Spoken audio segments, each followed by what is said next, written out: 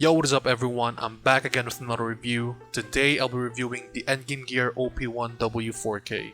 Now, just a quick background. I've had this mouse for about 2 to 3 months now, but I've only had about a month or a month and a half of playtime on it. And I also bought this mouse off of Facebook Marketplace, so some things that I might say might not be similar to a brand new version of the OP1w 4K. Now to start things off, let's talk about what's inside the box. Over here you have your standard OP1w 4K box. You also get a set of skates, some grip tapes which I'm already using on my OP1w. You also get a screwdriver which has the similar coating that is used on the OP1, so that's very cool. Some documentation, and of course your 4K dongle and a USB Type-C cable. Now looking at the bottom layout, over here on the left side you have your DPI button. You also have your on and off switch over here. You also have this half skate on the top area of the mouse. You also have two corner skates over here, as well as this skate over here at the bottom area. The skates on my OP1w 4K is not the best, but also not the worst in my opinion. I would say for the best, the Razer stock skates are still the best stock skates out there, but the Endgame Gear stock skates aren't really that bad.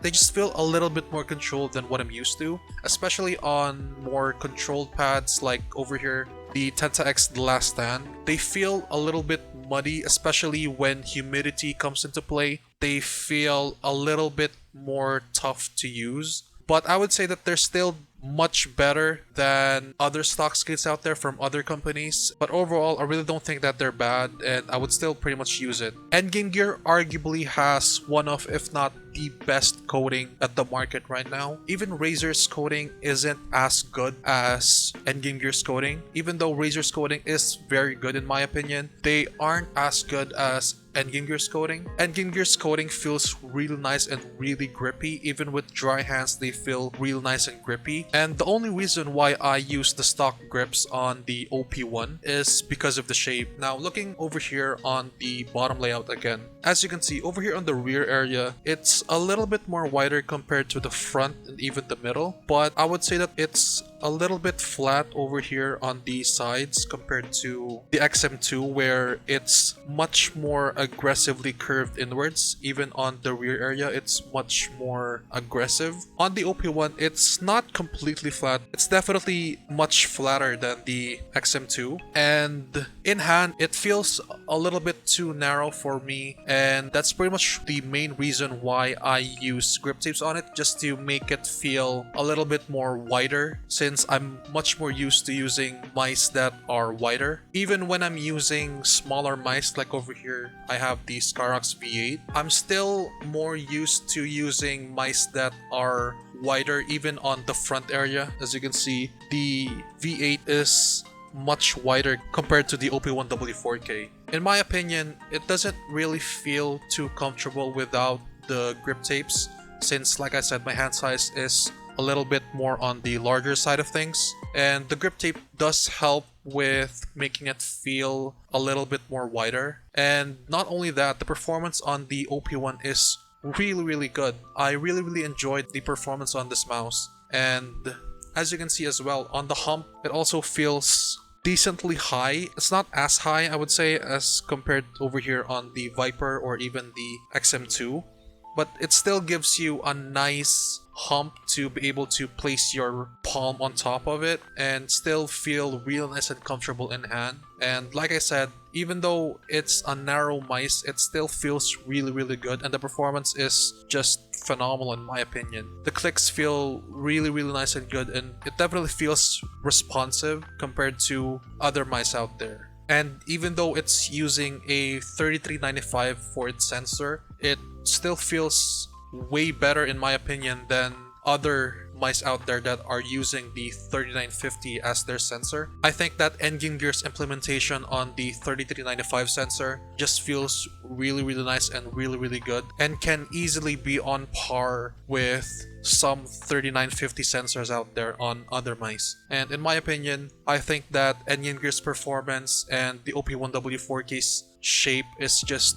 really good, and I really do recommend trying out this mouse. Now just a quick look on the specs on the OP1w 4K. Over here on the length you have 118.2 millimeters, width is 60.5 millimeters, height is 37.2 millimeters, and the weight is coming in at 58.5 grams. And like I said earlier, the sensor uses a Pixart PAW 3095, which supports up to 26,000 dpi and up to 4,000 Hz polling rate. And like I said, I think that Endgame Gear's implementation on their 3095 is much better than some of these mice out there that also use the same sensor. I think that the 3095's implementation on Endgame Gear's mice are just so much better, and maybe even some 3950s out there might not even be as good as the implementation that Endgame Gear did on their sensor on the OP1 and XM2. And in my opinion, they just feel really nice and responsive, and overall I really do enjoy the performance that Endgame Gear provides on their mice. And also, I do believe that Endgame Gear is releasing a version 2 of the OP1 and XM2 line somewhere around June and July this year, I think. And it uses a Pixart PAW 3950 for its sensor. So I'm really excited to try out their implementation on the 3950 for their sensor. And over here on the video, as you can see, this is the OP1. And I do believe that they did make the PCB smaller and therefore lighter. I don't think that it's going to be a significant decrease in weight, and I'm also not entirely sure if it will affect the OP1w 4K and the XM2 line, but we can expect that the OP1 8K's weight will go down. Not too much, I don't think, but we should expect it to go down by around 2 to 3 grams maybe, or maybe even less than that. I'm not entirely sure, but I am really excited on the release of these new version 2 for their OP1 and XM2 lineup.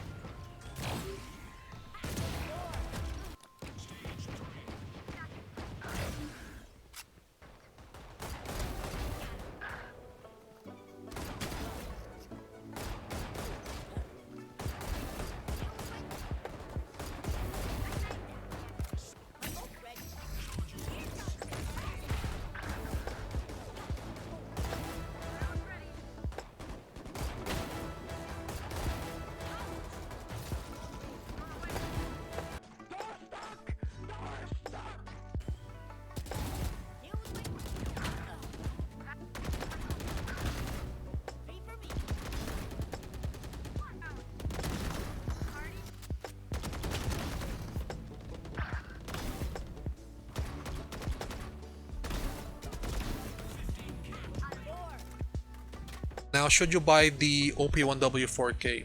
Now, like I said, they are releasing a version 2 of the OP1 and the XM2 line, so if you really aren't in a rush in trying out the shape of the OP1 or even the XM2, I would highly suggest waiting just to see the price difference between the version 1 and the version 2 of both shape lines. But if you really just want to try out the shape of the OP1, then I highly suggest trying out the OP1w 4K or even the OP1 8K, since they're pretty much the same shape and size. The only difference would be the wire and the weight, but for me, I don't really mind it. The weight, maybe. I think that the OP1's weight would feel much better for me, but I don't really mind the weight on the OP1w 4K. And overall, I think that the shape of the OP1 is just really goated, and I can definitely see why a lot of people consider the OP1 as their main mouse currently, and potentially even their endgame mouse. Anyways, that's pretty much it for my review of the OP1w 4K. I'll make sure to leave a link down in the description below to where you can get this mouse, as well as the links to my affiliates and discount codes for other brands. Now, if you guys enjoyed this review, make sure to leave a like and subscribe to my channel. It helps a lot with the channel and for me to be able to make more videos like this for you guys. Make sure to also follow me on all my socials. Links to those will be down in the description below. And thank you guys so much for watching, and I'll see you in my next video.